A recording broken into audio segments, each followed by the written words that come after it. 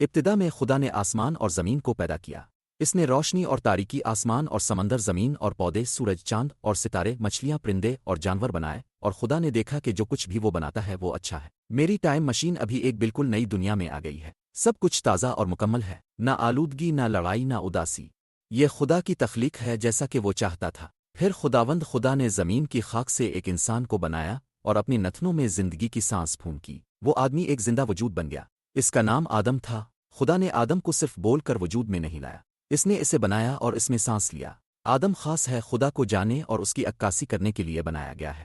خدا نے عدن میں خوبصورت درختوں اور مزیدار پھلوں سے بھرا ایک باغ لگایا، اور اس نے آدم کو وہاں رکھا تاکہ وہ اس کی کاشت کرے اور اس کی نگہبانی کرے۔ اور باغ کے بیچ میں زندگی کا درخت اور نیک و بد کی پہچان کا درخت تھا۔ خدا نے آدم کو ایک اہم حکم دیا، تم باغ کے ہر درخت کا پھل آزادی سے کھا سکتے ہو، لیکن نیک و بد کی پہچان کے درخت کا پھل ہرگز نہ کھانا، کیونکہ جس دن تم اس میں سے کھاؤ گے تم یقیناً مر جاؤ گے۔ پس آدم کے پاس بہت سے ہاں والے درخت تھے، اور صرف ایک نہیں والا درخت تھا، ایک نہیں کوئی درخت۔ خدا نے اسے آزادی دی، مگر اسے محفوظ رکھنے کے لیے ایک واضح حکم بھی دیا۔ خداوند خدا نے فرمایا، انسان کے لیے اکیلا ہونا اچھا نہیں ہے، میں اس کے لیے ایک مناسب مددگار بناؤں گا۔ آدم نے سب کے نام رکھے، لیکن کوئی جانور اس کے لیے صحیح ساتھی نہیں تھا۔ آدم کے پاس بہت سے جانور دوست تھے، لیکن پھر بھی اس کے پاس کوئی ایسا نہ تھا جو اس جیسا ہو، جو اس سے بات کر سکے، اس کے ساتھ کام کرے اور اس کے ساتھ مل کر خدا سے محبت کرے۔ لہذا خداوند خدا نے آدم کو گہری نیند میں مبتلا کر دیا۔ اس نے آدم کی ایک پسلی لی اور اس سے عورت بنائی۔ جب خدا اسے آدم کے پاس لے آیا تو وہ بہت خوش تھا۔ آدم نے کہا، یہ اب میری ہڈیوں کی ہڈی اور میرے گوشت کا گوشت ہے۔ اسے عورت کہا جائے گا کیونکہ وہ انسان سے نکل گئی تھی۔ آدم اور اس کی بیوی ایک دوسرے اور خدا کے ساتھ مکمل امن میں رہتے تھے۔ خدا نے ہوا کو ایک کامل ساتھی برابر خاص اور خدا کی صورت میں بنے آدم کی طرح بنایا۔ یہ دونوں مل کر خدا کے خوبصورت باغ میں پہلا خاندان ہے۔ باغ میں ایک چالاک سانپ تھا۔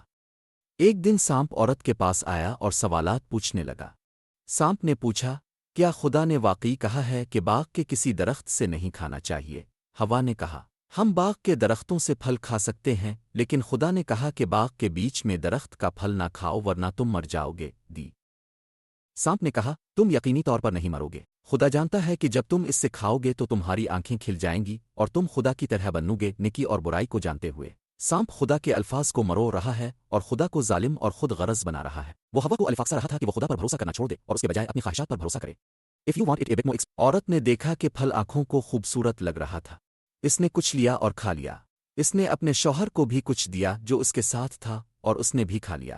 ہوا خدا کی بجائے سانپ کی بات سننے کا انتخاب کرتی ہے۔ آدم خدا کے واضح حکم کی پیروی کرنے کے بجائے ہوا کی پیروی کرنے کا انتخاب کرتا ہے۔ یہ پہلا گناہ ہے۔ تب ان دونوں کی آنکھیں کھل گئیں اور انہیں معلوم ہوا کہ وہ ننگے ہیں، چنانچہ انہوں نے انجیر کے پتے سی کر اپنے لیے لنگیاں بنا لیں۔ پہلے وہ ننگے اور شرمندہ نہیں تھے، اب وہ شرمندہ اور خوفزدہ محسوس کرتے ہیں۔ گناہ شرمندگی اور چھپاؤ لاتا ہے۔ پھر انہوں نے خداوند خدا کو باغ میں چلتے سنا۔ وہ خدا سے درختوں کے درمیان چھپ گئے۔ خدا نے پکارا، تم کہاں ہو؟ آدم نے کہا، جو عورت تم نے یہاں رکھی اس نے مجھے پھل دیا اور میں نے کھایا۔ ہوا نے کہا، سانپ نے مجھے دھوکا دیا اور میں نے کھایا۔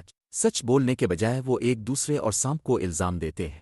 گناہ نہ صرف خدا کے ساتھ اعتماد توڑتا ہے بلکہ لوگوں کے درمیان اعتماد بھی توڑتا ہے۔ خدا پاک اور عادل ہے، اس لیے اسے گناہ کی سزا دینی پڑی۔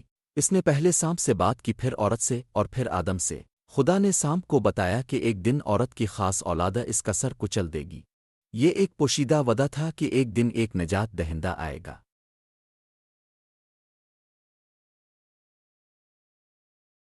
ایک دن ان کے جسم مر کر پھر مٹی میں مل جائیں۔ گناہ نے دنیا میں درد اور موت لے آیا۔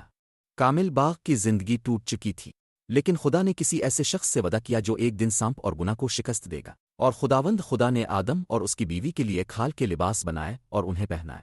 پھر اس نے انہیں باغ عدن سے باہر بھیج دیا۔ باغ چھوڑنا ایک افسوسناک نتیجہ تھا، لیکن خدا نے انہیں کپڑے دیے جو ظاہر کرتا ہے کہ وہ اب بھی ان کی پرواہ کرتا ہے۔ اس نے ان سے محبت کرنا نہیں چھوڑا حالانکہ وہ گناہ کرتے تھے۔ خدا نے کروبی فرشتے اور ایک جلتی ہوئی تلوار مقرر کی تاکہ زندگی کے درخت کے راستے کی نگہبانی کرے۔ آدم اور ہوا واپس نہیں جا سکتے تھے۔ بچوں، آدم اور ہوا کی کہانی بھی ہماری کہانی ہے۔ خدا نے ہمیں مقصد کے ساتھ بنایا ہے اور وہ ہم سے محبت کرتا ہے۔ وہ ہمیں اچھی چیزیں اور اچھے اصول دیتا ہے، لیکن آدم اور ہوا کی طرح ہم کبھی کبھار خدا کے راستے کی بجائے اپنا راستہ چنتے ہیں۔ گناہ وہ ہے جب ہم خدا کی بھلائی پر بھروسہ نہیں کرتے اور اس کے احکامات کی نافرمانی کرتے ہیں۔ گناہ شرمندگی، چھپنا اور ٹوٹے ہوئے تعلقات لاتا ہے۔ یہ بری خبر ہے، لیکن ایک اچھی خبر بھی ہے۔ اسی غم کے درمیان خدا نے ایک نجات دہندہ کا وعدہ کیا یسوع۔ وہ آیا تھا تاکہ آدم اور ہوا کی توڑ کو ٹھیک کرے۔ اگر یہ آپ کے ایمان کو مضبوط کرتا ہے تو اسے محفوظ رکھیں اور اسے کسی ایسے شخص کے ساتھ شیئر کریں جو اب بھی سوچتا ہے کہ کیا بائبل پر بھروسہ کیا جا سکتا ہے۔ بائبل ٹائم ٹریولر رخصت کر رہا ہے۔ او اور لائک اور سبسکرائب کرنا نہ بھولیں۔